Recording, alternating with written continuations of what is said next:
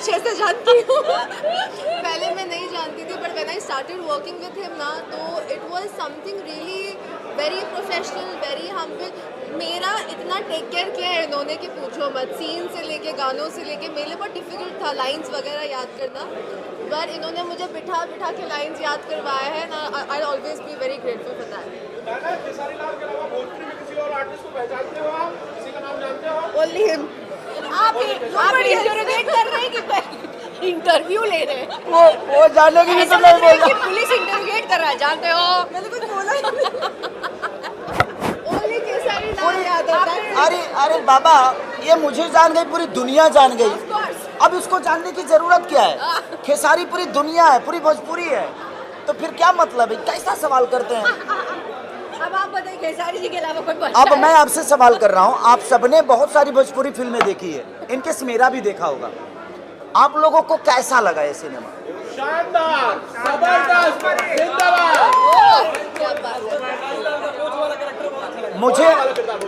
मुझे ऐसा लगा कि मैंने भोजपुरी में, मैं पहले डाइजेस्ट ही नहीं कर पा रहा था, क्योंकि भोजपुरी में देखने की आदत ही अलग हो गई है कि अचानक से कुछ गाना आएगा, तड़का भड़का आएगा, कुछ कॉमेडी आएगा, कुछ उटपटांग बातें आएगी, लेकिन ऐसा कुछ ना। कंप्लीटली मुझे लगा कि मैं अपने माँ के साथ भी बैठकर इस सिनेमा को बाकायदे एंजॉय कर सकता हूँ, अपने बहन के साथ कर सकता हूँ, अपने बेटी के साथ, और मेरी बेटी बैठी भी थी, इनकेस की मेरी बेटी भी थी। कौन? डायना ने? मैंने क्या तैयारी की खेसारी भाई इस फिल्म को करने के लिए? क्या तैयारी बाबा हर चीज़ की होती है, विदाउट तैयारी में कुछ करता नहीं। मुझे बाप के किरदार के लिए मुझे सारी चीज़ें डल करना पड़ता था। बाप के किरदार के लिए जब रोल होता था तो मैं 2 दिन सोता नहीं था, ताकि मेरे आंखें कम से कम धसी हुई नज़र आए, काले नज़र आए। और जब बेटा का किरदार होता था तो खूब दम भर सो के 2 घंटे जिम करके आता था। तो डिफ़िकल्ट तो है, और उस रोल में आने के लिए मुझे बहुत मेहनत करना पड़ा, और ज़्यादा करके हम ही दोनों को करना पड़ा, क्योंकि इनका भी सेम ही था। इनका था कि ये बहू है, ये बेटे के साथ थी बेचारी, लेकिन लास्ट में इसने एक डायलॉग बोलकर पूरी दुनिया जीत ली। ये मैं नहीं, ये हमारा बच्चा कंधा दे रहा है। वहाँ पे मेरी कलेजा फट गया, और उसके बाद मैं रोया। लास्ट में ऋषभ भी नजर आ रहा है, फिल्म जितनी शानदार बनी उसकी एंडिंग भी लगता है कि टू बी कंटिन्यूड जैसा दिख रहा है। पार्ट 2 ऐसी फिल्म का नहीं बनना चाहिए? अरे तो गद्दर 2 20 साल बाद आई ना, तो 20 साल बाद तो ऋषभ रेडी हो ही जाएगा। 20 साल बाद तो ऋषभ रेडी हो ही जाएगा। बट उसकी अपनी चॉइस है कि वो बनना क्या चाहता है। मेरा कोई दबाव अपने बच्चे पे नहीं होता, ना बेटी पे ना बेटा पे। उनकी अपनी चॉइस है, उनकी अपनी ज़िंदगी है। जैसे मेरे ऊपर मेरे पापा का कोई दबाव नहीं रहा, मैंने अपने जीवन की रास्ता खुद ही चुना, उसी तरह मैं अपने बच्चों पे भी कोई दबाव नहीं देता। उनकी अपनी लाइफ है, उनको जैसे जीना होगा उस हिसाब से जिए।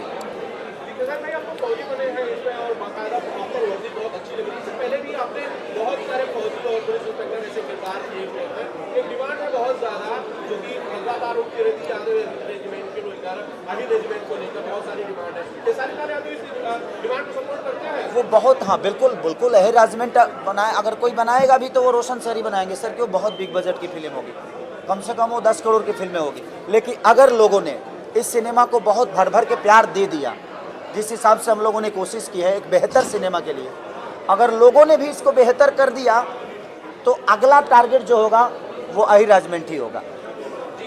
तो कोशिश रहेगी। खेसारी भाई सरकार जो है, चुनाव हो गए, आप पवन सिंह के लिए प्रचार करने गए थे, पवन सिंह की क्या रिएक्शन है? इस जिंदगी में एक बात बताएं, हार के जीतने वाले को बाजीगर कहते हैं।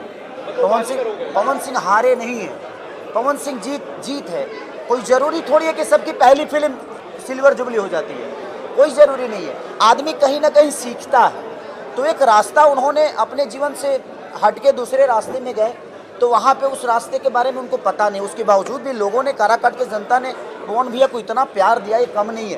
कोई निर्दलीय आदमी 2,75,000 वोट लाए, ये खेला नहीं है। और लोगों के बीच में जो आदमी एसी में रहता है, वो पूरे दिन लोग धूप में मर रहा है, लोगों से मिल रहा है, ये अनुभव उनको कहीं ना कहीं और बड़ा बनाएगा। और रास्ता भी ख़त्म नहीं हुआ है। तो ऐसा थोड़ी है कि इस बार के चुनाव के बाद एकदम दी एंड हो गया, इसके बाद चुनाव नहीं होगा। अगली बार मेरा भाई आएगा तो शेर की तरह दहाड़ के जीतेगा। आपके 2 भाई जीत चुके हैं, रवि जी और मनोज जी, 2 भाई दोनों भाइयों को मेरे तरफ से ढेर सारी शुभकामना, और वो जल्दी से मंत्री बने और बिहार को विशेष दर्जा का जो विशेष राज्य का दर्जा दिलाएं, और बिहार में थोड़ा सा कुछ रोजगार दिलाएं, ताकि हम जो भटक रहे हैं इधर उधर वो रोजगार, और सिनेमा हॉल थिएटर को बढ़वाइए। आप लोग छोड़ के चले गए, हमें फंसा गए। कम से कम थिएटर बढ़ाइए, सिनेमा हॉल बढ़ाइए, ताकि लोगों का रोजगार बढ़े। तो मैं दोनों भाइयों से यही अपील करूंगा कि आप लोग प्लीज इस पे ध्यान दीजिए। Thank you so much. अब आपको प्रतिक्रिया पूछना है बाकी लोगों से, हमसे नहीं। Thank you.